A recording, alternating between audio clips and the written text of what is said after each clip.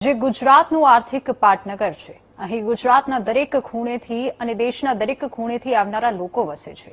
જે અમદાવાદ માત્ર કોટ વિસ્તાર પૂરતું સીમિત હતું તે આજે 80 કિલોમીટરમાં પથરાયેલું શહેર બની ગયું છે। પરંતુ આ જ અમદાવાદમાં હવે આમ નાગરિકો માટે પોતાનું સપનાનું ઘર લેવું પણ મુશ્કેલ બની ગયું છે। શું છે આ પાછળનું કારણ? આવો જોઈએ આ રિપોર્ટમાં।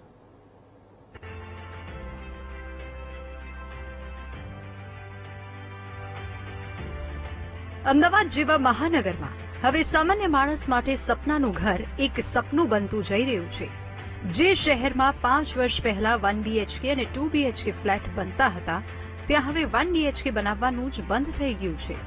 માત્ર 2 BHK અને તેનાથી મોટા ફ્લેટ બની રહ્યા છે અને સામે લોકોની આવક મર્યાદિત છે।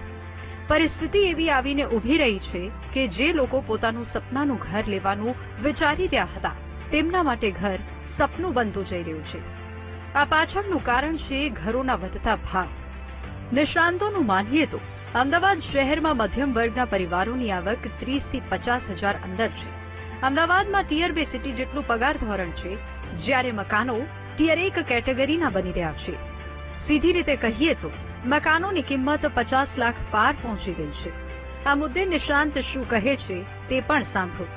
લગભગ તમે સમજો તો 40-45 લાખ સુધીના 50 લાખ સુધીના મકાનો છે, પણ એમાં ઘણીવાર એવું થાય કે જે માણસની ઇન્કમ છે એના પ્રમાણે એની લોન એલિજિબલ નથી થતું। અને એકચ્યુઅલી અમદાવાદમાં હાલની તારીખમાં એવું છે કે અહીંયા સેલેરી સ્ટ્રક્ચર હજી બી ટાયર 2 સિટીના છે અને જે પ્રાઇસ છે મકાનોની એ ટાયર 1 કરતાં બી ખાસી ઊંચી થઈ ગઈ છે। એટલે એના હિસાબે સામાન્ય માણસને અત્યારે પોતાનું મકાન કરવું થોડુંક અઘરું પડે છે। હવે અમદાવાદમાં હાઉસિંગ સ્કીમની વાત કરીએ તો હાલમાં મટીરીયલ્સના ભાવમાં સતત વધારો થઈ રહ્યો છે। છેલ્લા 1 વર્ષમાં રો મટીરીયલ્સમાં 35% જેટલો ભાવ વધ્યો છે। આ સિવાય પણ કેટલાક કારણો છે જેનાથી મકાનોના ભાવ વધતા જઈ રહ્યા છે। પોતાનું મકાન લેવાનું પ્લાન કર્યો છે, પરંતુ જે પસંદ આવે તે એટલું મોંઘું હોય કે જે આપણે અત્યારે પહોંચી ના વળીએ, અને જે આપણા બજેટમાં આવતું હોય તે એરિયા ગણો કે તે એની કન્ડિશન ગણો, રૂમની સાઇઝ ગણો ખૂબ નાની હોય છે, એટલે પસંદગીનું ઘર તો હાલ ચોક્કસ નથી મળી રહ્યું। તે ખૂબ મોટી તકલીફ છે। જે અત્યારે કિંમતો 50 લાખ ઉપર થઈ છે એનું પ્રાથમિક કારણ જોવા જઈએ તો જંત્રી ડબલ થઈ ગઈ। જંત્રી ડબલ થયા પછી જે FSIના બી કિંમતો વધી ગઈ, એક કારણ એ છે। પ્લસ અત્યારે મટીરિયલનો ભાવ વધારો છેલ્લા ઘણા સમયથી 30 થી 35% કરતાં વધારે બેઝિક ઓવરઓલ એ વધારો આવ્યો છે। એટલે મટીરિયલ કિંમતોમાં વધારો આવ્યો છે।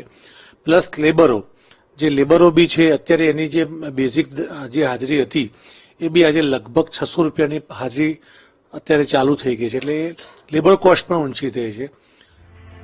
સીધી વાત એ છે કે હાલના મોંઘવારીના સમયમાં મધ્યમ વર્ગના લોકો પાસે લાખો રૂપિયાની બચત હોવી મુશ્કેલ છે। પરિણામે લોન લેવી પડે છે, પરંતુ આવક મર્યાદિત હોવાથી પૂરતી લોન મળવી પણ મુશ્કેલ છે। આ જ કારણ છે કે સામાન્ય નાગરિકો માટે હવે સપનાનું ઘર સપનું બનતું જઈ રહ્યું છે। Bureau report, VTV news.